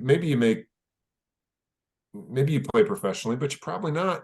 You gotta focus on academics. When you're driving to Cal, or when it was a flight to Oregon State for an hour, okay, that's manageable. But the travel is tough, and you feel bad for the middle class teams and the middle class sports. And so, all that being said, I don't watch any of the other sports. I watch football and basketball. I watch some college lacrosse, but I'm part of the problem. I'm not part of the solution. Yeah, certainly interesting to see what happens there. And I think, yeah, I mean, you talk about it. I remember talking to a Maryland fan when they moved into the Big Ten. He was saying, when we were in the ACC, we could do a lot of day trips. We could go to Virginia Tech, Yeah, UVA, yeah, Wake Forest, even. But now, in being in the Big Ten, you've got maybe Ohio State, Penn State, and yeah, then that's pretty much it. Every other trip's yeah. going to be a weekend trip. So I think it's actually hurting the fans a lot as well.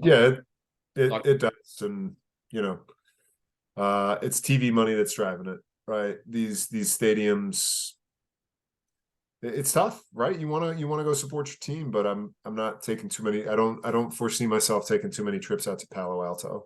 You know, I love Q's football, but I don't know that I can swing that.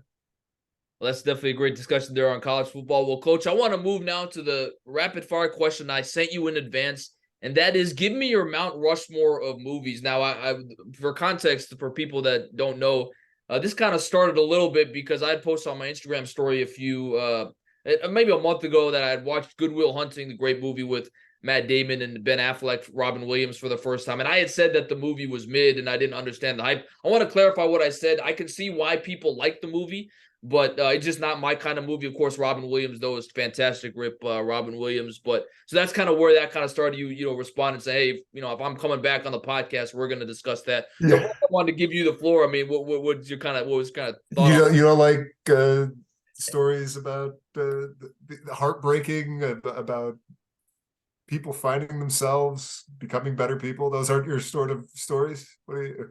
I'm more like I'm, action comedy movies, which you'll see in my Mount Rushmore. But I mean, I it's a heartfelt story. I give it to him. I got it. It is. It's funny. It's heartwarming. It's not like it's not like an I guess it's kind of an underdog story in terms of socioeconomics, but like he's also Mensa brilliant, so it's kind of like, all right, yeah, you're happy for him, you want to see him succeed. I love it. It's the relationships that make that movie, right? It's him with Ben Affleck, it's him with Robin Williams, it's him with Minnie Driver. That's what drives that movie. I love a movie with good relationships. And now that I'm looking at this, it's all the movies that I've got are all about people forging friendships, forging meaningful relationships with people. And so I got a few honorable mentions. I got a sleeper candidate, but then I got my Mount Rushmore as well. Yeah, so go ahead. I mean, and the reason I said Mount Rushmore is because, even I have the difficulty when people ask me what's your favorite movie Yeah, of all time. I actually do have an answer to that, but it's just so hard sometimes. You've got to really think about it, and it's hard it's to pick the one. So, it's the mood, it's the genre. Yeah, absolutely. I got so my give me honorable your list. mention. I've got any Disney movie. I got any Avengers movies. I love all those. Give me all the action. Disney movies. I'm a huge musical fan, whether it's Mary Poppins, whether it's The Lion King, Moana, anything. Give me Disney movies. I love them. I love superhero movies. I'm a kid at heart. My sleeper, my not on the list, but I find myself watching this all the time, is The Founder. It is With Michael with Keaton. Michael Keaton as the founder of the McDonald's franchise, and I don't know why I like it. I just love it. It's really well done, and Michael Keaton is just electric in it. And I remember the first time after having seen it, I was like, wow, I just didn't know. I didn't know this about the creation of it. And so every time I eat there once a month. And so it's good. That's one of my favorites. All right. Uh, So how do you want to do this? Do you want to go like descending order, ascending order? yeah, sure. I mean, I've got an honorable mention too. So yeah, I mean, I'm a big Marvel Cinematic Universe fan. So my favorite superhero is Iron Man, but any MCU. That's got to be honorable mention. As well as I'm gonna go art. And actually, I if you want, I'll give you this question now. If you kind of want to think about it on the fly, is if you've got a few, because you're a history teacher, if you've got a few historical movies, whether it's Okay. based on like true events or maybe a slightly fictionalized, there's ones that you like, feel free to drop that. My honorable mention kind of in that category is Argo, with Ben Okay. Affleck. Thought it was a Yeah. great movie. Obviously, the scene where a pickup truck almost outruns an airplane jet is maybe not realistic, but out of that, I think it's a fantastic movie. So that would be my honorable mention. Argo is one of them. Yeah. All right. So I'll start at my lowest. I am moving up. All So right. first for me is A Few Good Men. Oh, that's Uh, awesome. You can't handle the truth. Yeah. I go. You want me on that wall, Billy. You need me on that wall. It is just great movie. Some mediocre characters sprinkled throughout. Um, but maybe my favorite scene of all, the court scene at the end, is just electric. Two of my favorite actors, uh, just going toe to toe. That's my number 4 for me. So my number 4 is Ocean's 11. Yeah, Love great that call. movie. Yeah. It's a great heist movie, great, Oh teen yeah. movie with, George Clooney, Brad Pitt, Matt Damon, Julia Roberts, Andy Garcia. It just seemed now looking back with how big those stars have become, it's like, how did you get all these guys in one movie together? Late great Bernie Mac. So Ocean's 11 on my Mount Rushmore would be my number 4. Love movies where even the bit parts are superstars, right? It brings something to every scene. That's a great call. All right, next up, I got Shawshank Redemption. It I have not seen that, is but it is one of the great movies of all time. Yeah. Bill. Oh my God. Billy. Oh, it's got to be this week. You got to see the Shawshank. Oh my God. Another movie about relationships. I'm not going to spoil anything here. Just a all-time classic. Uh, uh, Morgan Freeman, maybe the best character in a movie ever read, is fantastic. It's a must. You got to watch it. Unless you're holding off to watch it with somebody doing something, you've got to watch it this week. It's spectacular. What you got? 3. So this is interesting. So the next two, I put one movie from my two favorite movie franchises of all time, Indiana Jones and James Bond. I'll first start with James Bond, Casino Royale, the first Daniel Craig movie. I thought it kind of added depth to the character. I mean, you kind of have, this guy that's dealing with a lot internally, and then he has someone that he ends up falling for, and then how that kind of factors in, and then it kind of started this kind of one, similar to Marvel, this kind of one story arc, from Casino Royale all the way through No Time to Die. So that's my favorite James Bond movie. That's what I'll put for number 3, Daniel Craig, Casino Royale. All right, my number 2. I gotta go comedy here. I love a lot of the ones that I picked are a little bit more serious, but I got my comedy sleeper is My Cousin Vinny. Love it. Honorable I've not mention. seen it, That but I've is heard good things. fantastic. Again, another classic courtroom scene. Some great characters playing funny hijinks, low stress, not a whole lot. You know the outcome as the movie begins. My favorite comedy is Dumb and Dumber. There are a lot of great ones. I love Old School. I love Wedding Crashers. I love Happy Gilmore. I love comedies, but Dumb and Dumber is just the puns, the hijinks, the slapstick comedy. It tickles my funny bone, and it's just from that right time, right? I was like 12, 13 when it came out, and fart jokes and funny puns, dead birds. That's for me. So my number 2, again, I mentioned the Indiana Jones Marvel one. I'm going The Last Crusade. I think that's a great father-son movie. You've got Brody, you've got Sala.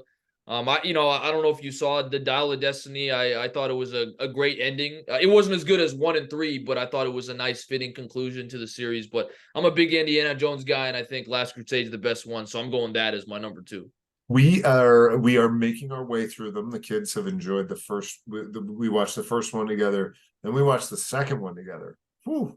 I That's have kind of not. in its own world. Yeah. I have only seen Raiders, Wow. and so yeah, I know. I know. I gotta buckle down. I gotta do it. Um, Temple of Doom was intense. It was extremely intense, and it was a lot for our 7-year-old. But Last Crusade is coming up soon. I can't wait to watch it. I know Sean Connery's in it, so we'll give that one. We'll watch it. But yeah, Raiders is. I will qualify that as a Disney movie as well, because that's a great one. Yeah, it's on Disney Plus, and it's owned by Disney now, so it Yep. counts.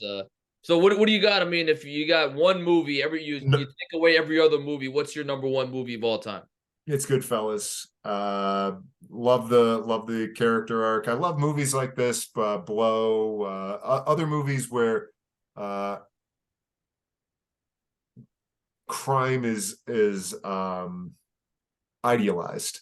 There is this first hour and 20 minutes of how you got into it, how you got your start, how things started to go, and then when you hit the big time, right? And there is just this hour and 20 of glitz and glamour, and everything's going right, and they're on top of the world.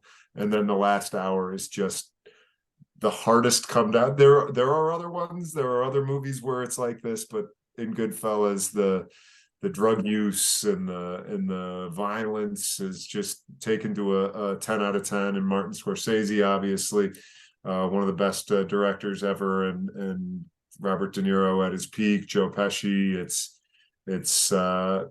as good as it gets. The movie, the soundtrack is great. I love it. It's my favorite. I have actually not seen Goodfellas, so that's another one that's on the list. But Oh, Billy. yeah, Billy, it's all I right. know it's on the list. Before next time, I'm gonna watch Last Crusade, and you have got to watch Goodfellas, and you've got to watch Shawshank. All right, I'll definitely make a note of that. My number one, it's actually kind of in your vein. It's an older movie, but I'm gonna go maybe 40 years before that. Casablanca. That's my favorite movie of all time. Humphrey Bogart. He I was have actually not seen that. wow. So I you know. All probably love right. All right. We Casablanca both too. have two movies. Okay. We can both do a little homework here ahead of us. Yeah. So I mean, I just think it's a great movie. Humphrey Bogart, I think, is the greatest actor of all time, and man, what a special movie. So I won't give it away because you Okay. haven't seen it, but it's my Okay. Yeah. favorite of all time. So this is a hard question to ask, Do but the Americans win the war? It's a World War II movie, right? yeah, that's Is right. okay. All right. Don't spoil So, it. hard question on the fly. If you had to pick one sports movie, do you know what you'd pick? Yeah, it's definitely Remember the Titans. Oh yeah, I love and that movie. I love it. And it's I have unfortunately done the research of what things were actually like and what was really going on. Don't do that. I will quote that movie for you night and day. Billy, what is pain? I remember the scene. I can't remember the quote. Yeah, French bread. It's French bread. What are fatigues? Army clothes. Come on, Billy. yeah. That's a great one. I'm going to go with the Sandlot. You know, being a baseball guy, I mean that's Oh yeah. Oh all the yeah. storylines of that. So definitely go with that. So I know I asked you this. Yeah, maybe you had a chance to think about it. The historical movies. Being a history teacher, I'll give you something to maybe give you something to bounce off of. Three that came to mind when I was thinking about this question. Kind of similar World War II, Cold War movies. Bridge of Spies with Tom Hanks and Mark Rylance. I mean, that's a fantastic movie. Steven Spielberg talking about a prison swap during the Cold War. You've got Darkest Hour with about Winston Churchill, Gary Oldman. I think that's a. I mean, I've been fascinated with Churchill recently, so that's kind of one that really stands out to me. I finally saw the Denzel Washington Malcolm X for the first time. So good. For a So couple good. years ago. So good. And then one movie that I think, and I don't know if you had seen it, that I think has the potential as time goes on to really age well is Oppenheimer. I think that might be that's definitely a top 10 movie I've ever seen. I So have not seen it yet. I want to get out. I want to see it. It's going to be the next one I do see. Love Bridge of Spies. That was really good. I can't wait. Yeah, I can't wait to see Oppenheimer. And I just finished a book, The Splendid and the Vile, about Winston Churchill. It was excellent. And book, a little book reco for you there. I got my favorite war movie. I really enjoyed 1917. It was out a few years ago. yeah, It was like a single shot. sort of like a single shot of a World War I battle, but my favorite is Gettysburg. It is from the 90s. It was about one of my favorite books, The Killer Angels. It's a historical fiction, and so it's the events are true, right? It's the Battle of Gettysburg and what's unfolding, but the dialogue of what Lee is saying to his men, what the Union generals are saying to their men, is interpretive, but the outcome is still the same. And so it's I love it. It's just my favorite. I love the book. Movies, I remember going to see it in the theater. It had a midway point, an intermission where we went out and got popcorn. That's my favorite one. And my last question for you, is there a movie that hasn't been made on a historical event or a person that you think, oh man, I think down the road it'd be nice to make a movie on that? I'm gonna say a biopic kind of similar to Malcolm X, but on MLK. I know that they made Selma, and there's kind of other movies where Yeah, supporting character. yeah. I think, if Steven Spielberg or Martin Scorsese or one of these great actors, great directors rather, Christopher Nolan can pick it up. I think that would be a fantastic movie to. Yeah, it's tough. The Spike's ability to encapsulate so much of what Malcolm X did. It's tough. I mean, these guys, their civil rights careers spanned so long and covered so much that you try to do something on Malcolm, or I don't know how he was able to accomplish so much with Malcolm X, but Martin Luther King, you'd be leaving out a lot, right? There's just so, it's 15 years of next protest, next consequential event, next one that you do it, and it's 2.5 hours and it's not enough. And so, I think him, FDR is one of my favorite presidents. I would love to see him get his due. But again, how do you encapsulate the Great Depression and then World War II? So I think those would be two I'd like to see in American history. And then in world history, I really like the again, they do a nice job. So like the idea of like Selma, right, where it's this really tight little window into it. I really like the Mandela movie with Morgan Freeman and Matt Damon. Victus. Oh, yeah, Invictus, where they're able to pick sort of a moment for him and highlight it. Yeah, I don't know, maybe something about Genghis Khan. I guess I wouldn't mind seeing. And I was gonna say, I don't know if you've seen it. Are you excited for the Napoleon movie with Joaquin Phoenix? I Oh think yeah, yeah. definitely. Yeah, I'll see that. Coach, this has been such a pleasure getting to talk to you. I feel like every time we talk, it seems like the podcasts get longer, but so much area to cover from the NFL to college football, conference realignment. Now talking about movies, which I think is really fun. Thanks so much for your time. I always appreciate it. And man, can't wait for the NFL to kick off Thursday. We're back, Billy. I'm so fired up to sit on my couch, just increase the dent, take it in, scream at my Rams, lose fantasy season. It's back, baby. And as always, I can't wait till the next one. So thanks as always for your time. Thanks for having me, Billy. Yeah, for sure. So thank you so much to my ninth grade freshman year history teacher, Coach Kevin Curtin, basketball and lacrosse coach, for joining me on the latest edition of the Post with BP. We discussed the NFL, college football, movies, and so much more. Hope you have a chance to listen sometime soon. Thank you so much for listening. This has been the Post with BP. We'll see you next time.